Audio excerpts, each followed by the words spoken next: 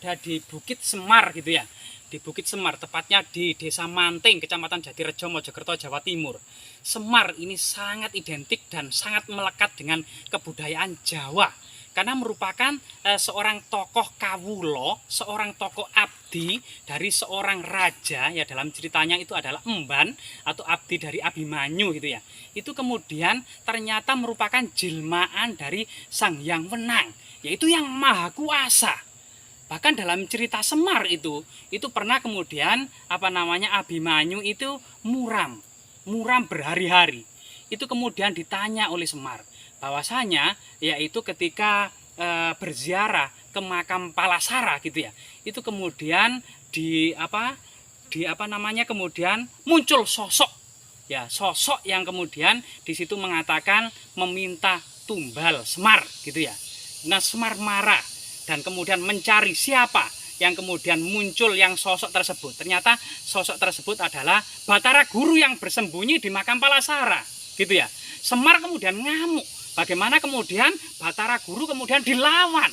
Nah, cerita ini adalah salah satu cerita Semar ketika melihat Batara Guru di dalam yang bersembunyi di dalam makam Palasara ini kemudian diamuk oleh Semar. Ini salah satu cerita pasti sangat Jawa sentris gitu ya, sangat Jawa sentris, karena di epik-epik India tentu tidak ada. Disitulah kemudian kehebatan Semar. Meskipun kemudian dalam munculnya abdi dan kemudian kawulo dari emban seorang bangsawan atau raja ini muncul pertama kali dalam serat Gatut Kaca Seraya masa kerajaan Kediri. Tapi di situ ketokohan Semar atau Punta, itu nama kunonya Punta gitu ya, itu kemudian pasif. Baru kemudian pada masa Majapahit itu ketokohan Semar dan yang dikenal dengan Ponokawan gitu ya, itu kemudian aktif. Ada Punta, ada Kertala gitu ya. Nah, itu yang saat ini menjadi Semar, Gareng, Petruk, Bagong. Nah, ini adalah para Punokawan atau para abdi yang ternyata kemudian merupakan jelmaan dari Sang Hyang Wenang atau Sang Hyang Ismaya, yang merupakan yang maha kuasa itu sendiri dalam filosofi dan epik-epik yang ada di Jawa ini. Nah, di situ di Bukit Semar ini konon katanya ada sebuah batu besar yang di situ tempat kemudian Semar bertapa. Mari kita telusuri bersama-sama. Itu makamnya siapa, Kang? Oh ya, di sini kita di belakang kita ini ternyata masyarakat memberikan nama itu adalah makam Empu Barada. Empu Barada sendiri adalah seorang pendeta Buddha yang kemudian menjadi penasihat spiritual dari Raja Airlangga. Ini juga salah satu keunikan pada masa kerajaan kuno. Raja Airlangga sendiri pada kehidupannya itu menganut aliran agama Siwa, ya Siwa. Tapi kemudian ketika mangkat gitu ya, dicandikan sebagai seorang Wisnu.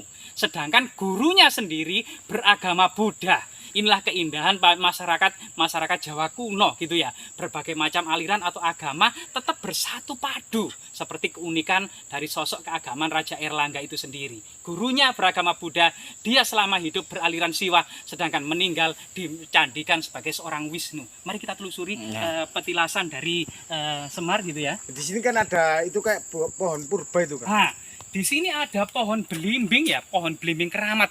Diduga ini pangkalnya ini luar biasa. Ini jejak pangkalnya itu besar. Diduga pohon belimbing ini juga sangat kuno sekali ya. Mungkin sudah tumbuh sejak era Majapahit, kemudian bercokol sampai galenya atau tengahnya itu sudah tidak ada. Jadi tinggal kulit-kulitnya saja yang kemudian tumbuh ini. Jadi tengahnya atau kayunya ini sudah tidak ada lagi. Tinggal kulitnya saja tetap hidup dan mempertahankan diri di petilasan yang sangat keramat sendiri.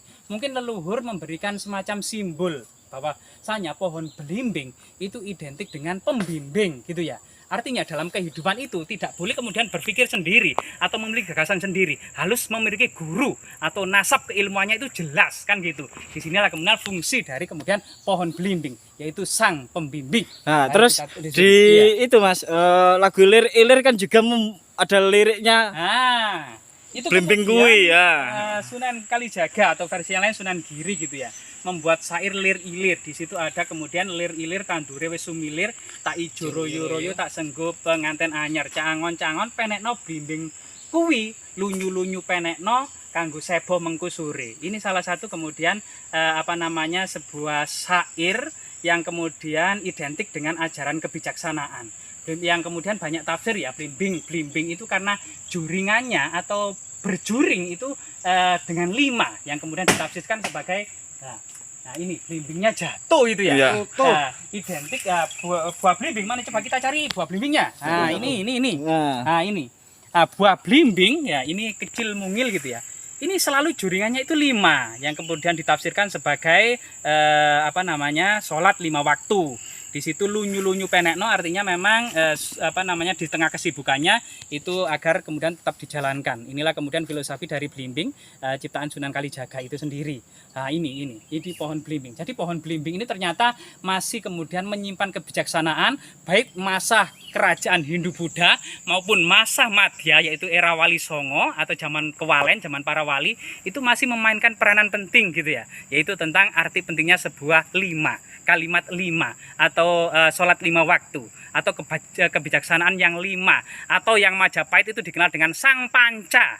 Misalnya Pancasila ajarannya Raja Kertanegara, dalam kitab Negara Kertagama juga ada Pancasila 5 yaitu sila yang 5 termasuk kemudian Sang Panca Ring Wilwatikta yaitu 5 pejabat tinggi yang sangat dihormati pada masa Majapahit yaitu Pate, Demung, Temunggung, Kanuruhan dan Rangga. Ini juga 5. Ternyata angka 5 itu senantiasa terus kemudian memainkan peranan yang sangat penting.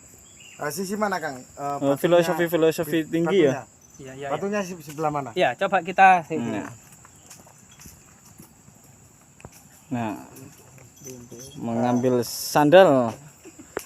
Menurut mitos juga pohon yang berlubang seperti ini biasanya itu Mas. Di bawahnya itu terkandung energi yang sangat kuat. Entah biasanya itu candi, entah itu bangunan kuno. Biasanya itu yang saya dengar dari teman-teman itu. Iya, betul. Nah, di sini memang ada jalan setapak menuju kemudian situs batu yang diduga tempat duduk atau bertapanya Eyang Semar ya. Coba kita lihat. Kita lihat tempat Ini jalan setapaknya ini ada. bertapanya Eyang Semar. Nah, Konon katanya di sini itu tempatnya pertapa Eyang Semar. Nah, disinilah memang jejak kekunuan megalitik yang kemudian tetap berlanjut ya pada masa kuno. Buktinya adalah ini. Nah, ini. Buktinya adalah lubang-lubang dakon yang cukup banyak ini.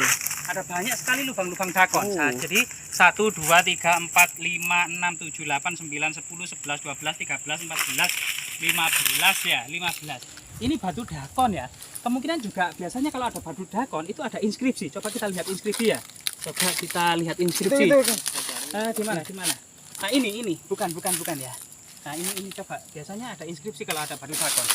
Karena ini sangat berhubungan dengan peradaban megalitik juga berlanjut pada masa kerajaan-kerajaan kuno ya. Nah, ini coba batu apa ini ya? Nah, ini ada batu. Batu lainnya ini.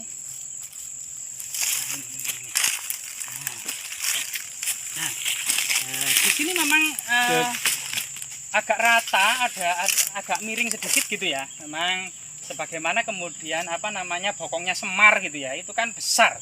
Sehingga kemudian diduga duduknya itu menghadap ke sana ya. ke gunung ya. Ya, menghadap ke arah sana ya. Jadi kalau di sana itu Trowulan, Mbak. Jadi ke arah ibu kota Majapahit Trowulan. Jadi di sana itu barat laut ya, barat laut.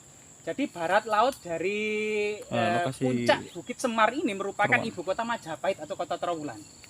Diduga kemudian memang situs seperti ini selain kemudian ketokohan dari Eyang Semar itu, kemudian diduga memang ada seorang petinggi Majapahit yang bertapa di sini untuk memikirkan strategi politik, strategi kerajaan maupun strategi untuk menyatukan Nusantara ya, terutama para pembesar Majapahit itu. Kemungkinan biasanya seorang patih yang sangat senantiasa berpikir keras ya. Permasalahan kenegaraan itu adalah seorang patih biasanya. Nah, itu. Termasuk ini batu dakon ya Kang? Ya, batu dakon. Fungsinya untuk apa itu, Mas? Biasanya? Batu dakon sendiri itu merupakan menyeruak jauh ke masa prasejarah ya, 500 sebelum Masehi sampai awal-awal Masehi. Nah, itu kemudian pada masa Majapahit itu juga kemudian tetap dilestarikan dalam sebuah tradisi kabuyutan. Batu Dakon sendiri itu ya selain bentuk megalitik yaitu pemujaan kepada batu besar dalam fungsi sakral dan magis juga merupakan titi mongso. Titi mongso itu artinya di sini kemudian tetesan hujan untuk pertama kali memenuhi Batu Dakon ini dianggap magis. Di situ kemudian ada festival dan seremonial untuk menghormati tetesan-tetesan hujan untuk pertama kalinya sebelum memulai menanam padi. Jadi identik dengan kemudian pertanian, terutama pertanian padi. Kalau dilihat dari kemiringannya gitu ya, kemiringannya karena kemiringan dan terasaring di sini memang tidak ada sungai. Tetapi kita tahu bahwasanya pada masa Majapahit itu ada namanya padi gogo, yaitu padi yang ditanam pada musim penghujan saja yang tidak memerlukan saluran irigasi. Diduga lahan perbukitan yang sangat luas ini merupakan pusat pertanian padi gogo. Ya, padi gogo yaitu padi yang cara tanamnya itu digejik. Digejik itu diapakan ya? Dialu. Nah, digejik itu semacam Dicepno. semacam tongkat yang ditancap-tancapkan ke tanah, kemudian biji padi 2 butir 3 butir itu dimasukkan ke dalam lubang-lubang itu. Seperti jagung ya kayak. Cara nanamnya seperti cara menanam jagung. Berarti termasuk sorghum juga ya? Cara sorghum itu kan gitu. Dan di situ misalnya dalam epik Mahabharata, ketika kemudian Pandu, Dewanata dan Kunti gitu ya, itu kan diasingkan ke gunung. Itu padahal keluarganya adalah keluarga bangsawan, keturunan Barata. Itu orang yang sakti dan memiliki kerajaan yang besar. Tapi kemudian diasingkan, yaitu Pandu sendiri kemudian bagian membajak. Sedangkan Kunti itu sendiri kemudian berada di belakang Pandu yang membajak di depan itu, kemudian membawa sebuah tongkat gitu ya, melubangi tanah dan menaruh butiran-butiran padi. Tentunya padi yang ditanam secara dengan tongkat di lubang-lubang tanah ini adalah padi gogo yang tidak memerlukan saluran irigasi.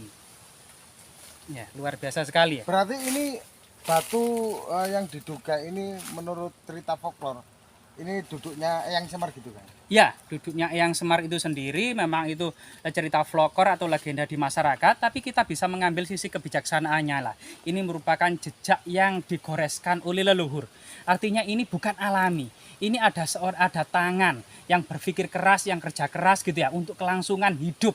Dan tentunya keberhasilan masyarakat zaman dulu dalam mengarungi kehidupan, maka kita itu eksis. Tanpa mereka, tanpa eksistensi mereka, kita tentu tidak ada. Kita sudah musnah tanpa kemudian jika mereka itu tidak bisa seleksi alam ya, tidak bisa adaptasi ya, tidak bisa mengarungi dan menyelesaikan kehidupan yang banyak gitu ya. Terutama banyak sekali perampokan, banyak sekali peperangan, banyak sekali kemudian serangan-serangan bangsa lain, itu banyak sekali pada masa lalu. Termasuk serangan binatang-binatang buas. Tentu daerah pegunungan itu juga masih banyak binatang buas pada masa lalu. Karena mereka berhasil dan sukses di masa lalu, maka kita itu ada. Tentunya kita akan terus menguri-uri peradaban masa lalu karena masa lalu merupakan mata rantai dari kehidupan saat ini. Dan jejak-jejak seperti ini merupakan jejak-jejak monumental yang kemudian bisa mengedukasi masyarakat bahwasanya kita dulu memiliki peradaban yang besar yang diusahakan bukan kemudian dengan tidur-tiduran. Berarti kerja keras yang sangat bagusnya. 10 menit. Cukup sekian review kali ini di petilasan petilasan pertapaan Eyang Semar dari penjelasan Mas Ega Mojopahit Cedodo Group. Assalamualaikum warahmatullahi wabarakatuh. Jejak zaman banyak tahu banyak.